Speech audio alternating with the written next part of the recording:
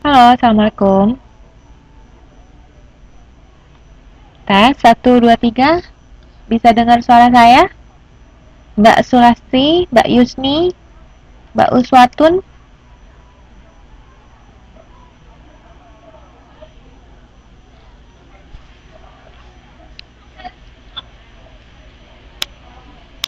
Halo.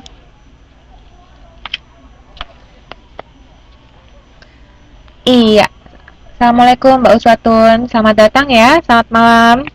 Ketemu lagi kita di tuton kita yang enggak sih, pengganti TTM kali ya.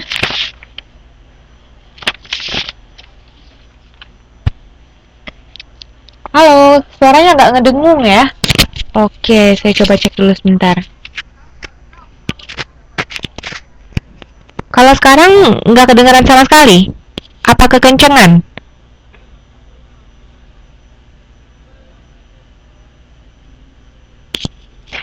Iya, oke, oke Mbak Sulastri, nggak masalah. Sekarang suaranya sudah kedengeran kencang atau malah nggak kedengeran sama sekali?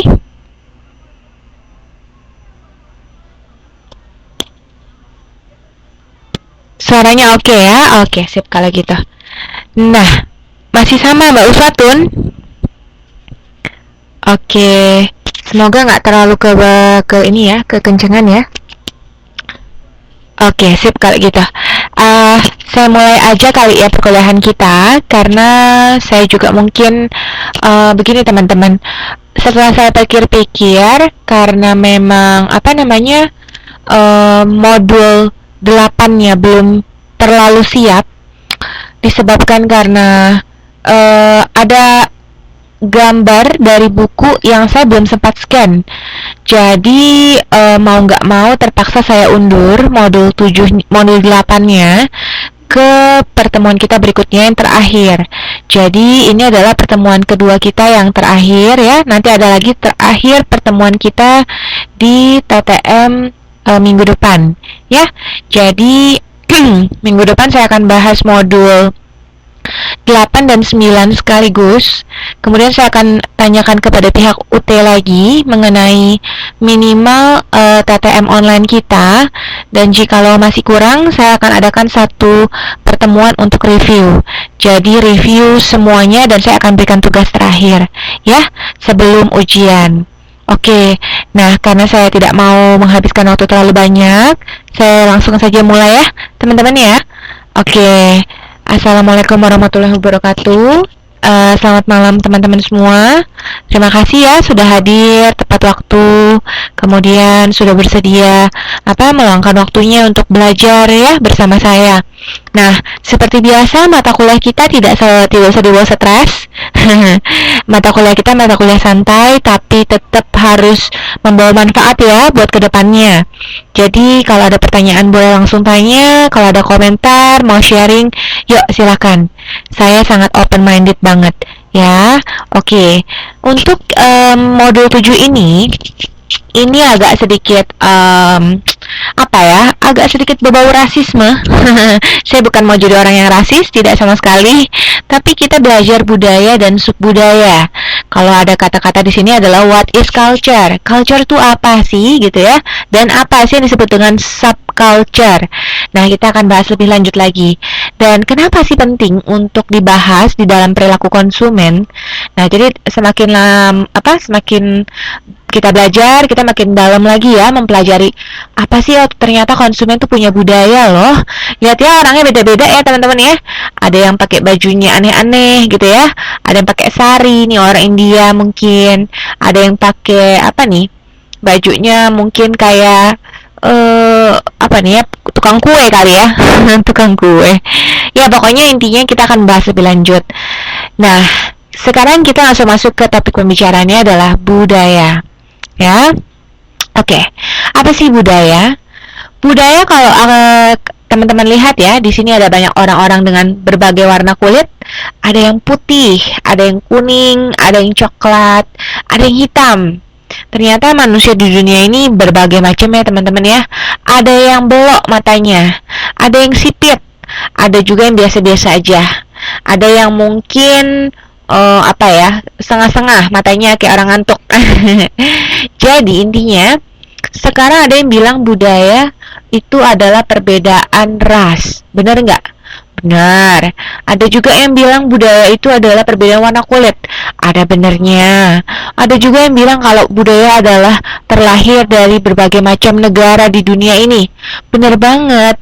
Tapi kalau menurut buku dan menurut penelitian-penelitian sebelumnya, budaya adalah akumulasi, maaf ini kurang S-nya ya, dari tradisi. Jadi kita punya yang disebut dengan tradisi, teman-teman.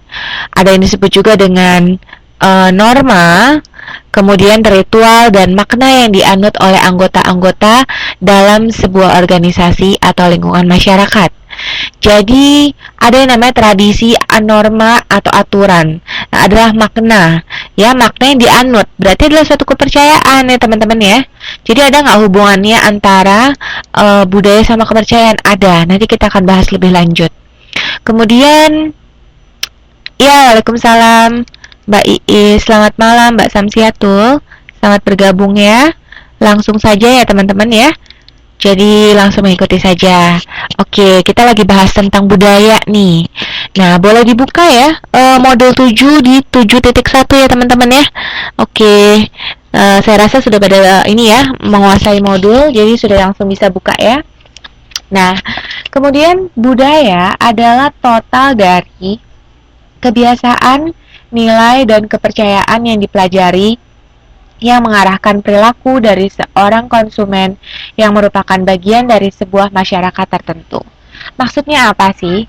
Jadi kalau saya pasang dia gambar di sini, biar teman-teman lebih gampang memahaminya adalah kalau kita masuk ke dalam suatu perusahaan ya teman-teman ya, masuk ke dalam suatu perusahaan, kemudian peraturannya adalah bagi wanita berpakaian rok, kalau bagi pria berpakaian jas, gitu ya. Nah, kira-kira kalau saya udah masuk ke perusahaan itu, boleh nggak kalau saya pakainya celana, padahal saya wanita? Gimana tuh? Kira-kira boleh nggak ya? Kalau ada aturan seperti itu, tapi saya tetap kekeh maunya pakai celana aja. Kira-kira boleh nggak tuh? Nggak boleh ya Mbak Juwariah ya, benar banget. Kenapa Mbak Jue? Sebab karena peraturan perusahaannya sudah jelas sekali, bagi wanita diharuskan pakai rok gitu ya. Artinya apa? Di sini saya pasang gambar bahwa manusia-manusia di sini semua awalnya warnanya putih. Ya teman-teman ya.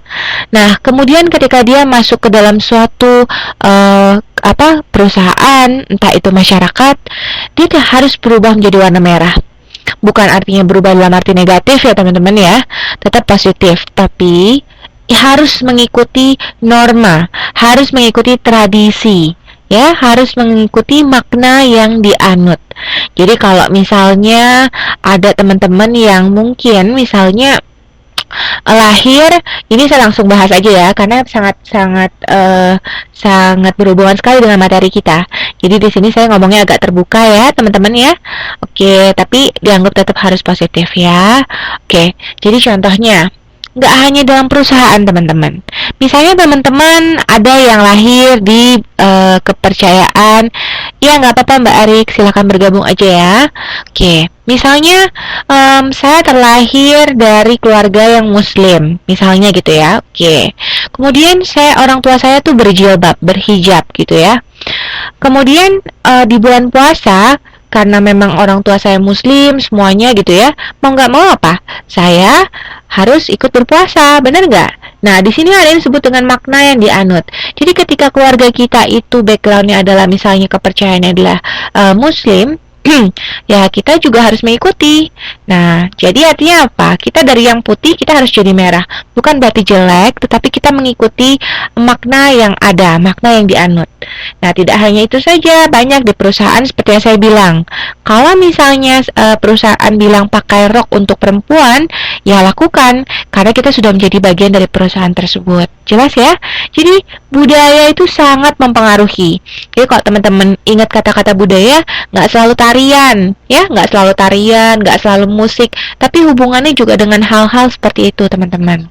Ya, kemudian di sini budaya itu adalah suatu kerjasama juga loh, teman-teman. Jadi kalau saya pasang gambar di sini, banyak banget orang yang masang puzzle ya, dari ada dua lingkaran di sini yang terpisah jauh. Kemudian untuk bisa melompat ke sukses tuh nggak bisa langsung lompat, teman-teman. Ternyata butuh adanya kerjasama, butuh adanya kerjasama dan butuh adanya upaya untuk mencapai sukses. Itu benar banget. Nah, inilah peran budaya. Kenapa? Nih, budaya itu adalah kebiasaan kita, nilai yang kita percayai, kemudian kepercayaan yang kita percayai juga.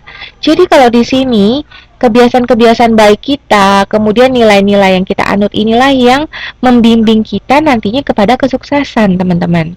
Ya, jadi di sini eh, budaya itu juga terbentuk nggak sendirian, tapi harus adanya kerjasama dengan orang lain, harus adanya interaksi dengan orang lain seperti itu. Sama seperti ini, adanya tukar pikiran, teman-teman. Jadi kalau zaman dulu gitu ya, ada yang namanya ritual apa ya, mungkin kalau kita bilang budaya sunat gitu ya. Kalau orang Indonesia itu ada sunat gitu ya, bagi pria itu harus disunat gitu. Nah, dulu tiba-tiba nggak sih ada muncul kepikiran untuk disunat? Enggak dong, pasti ada alasannya kan, bener nggak?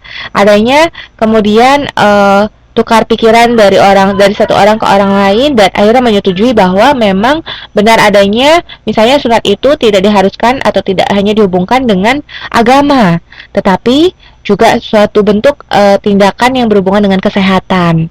Misalnya seperti itu ya, bukan saya bermaksud untuk berbicara pornografi, enggak ya. Kita lagi bicara budaya, bicara ras, bicara agama, bicara mengenai nilai. Jadi kita harus lebih open minded lagi sekarang untuk mata kuliah ini dan terutama modul ini, karena kita akan membahas hal-hal yang tabu, teman-teman. Ya, oke, saya lanjut ya. Kemudian komponen nilai dan kepercayaan mengarah pada perasaan dan prioritas yang terakumulasi dari individu terhadap sesuatu dan barang-barang yang dimilikinya. Jadi maksudnya apa nih? Jadi teman-teman ya, kalau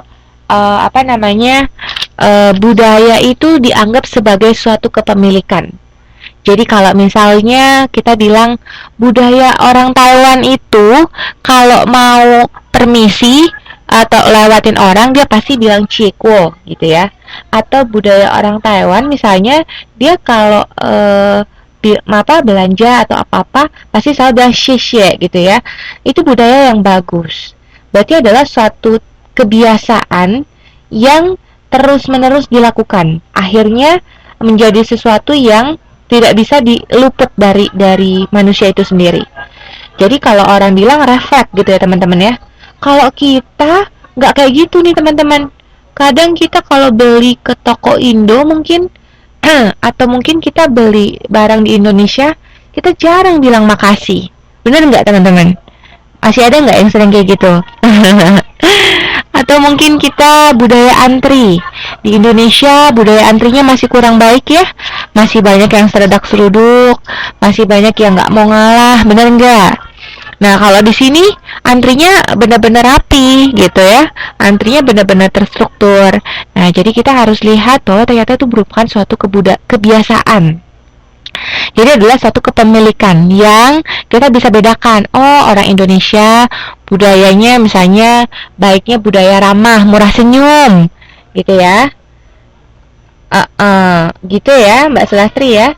Iya, karena jadi diskriminasi juga ya Mbak Sulastri ya. Kalau kelas bawah aja nggak diladenin kalau orang yang berduit gitu ya. Nah, itu juga bisa saja terjadi teman-teman. Nah, tapi kalau kita lihat budaya baik-baiknya, mungkin kalau orang Indonesia itu murah senyum ya. Kemudian kalau orang Indonesia itu mungkin ramah gitu ya. Kemudian kalau orang Indonesia itu mungkin orangnya lebih sabaran, mungkin ya. Nah, kalau orang Taiwan mungkin nggak kayak gitu, mungkin saja ya. Jadi sebenarnya itu adalah satu bentuk kebiasaan. Kebiasaan sendiri adalah pola pelaksanaan yang sifatnya terbuka dan perilaku yang, ya, selamat malam Mbak Lu, tidak apa-apa, langsung mengikuti saja Mbak Lu ya. Oke, kita juga lagi cerita-cerita seperti biasa kok. Oke, kebiasaan. Kebiasaan adalah pola pelaksanaan yang sifatnya terbuka dan perilaku yang membentuk cara-cara yang disepakati atau diterima secara budaya dalam berperilaku di suatu situasi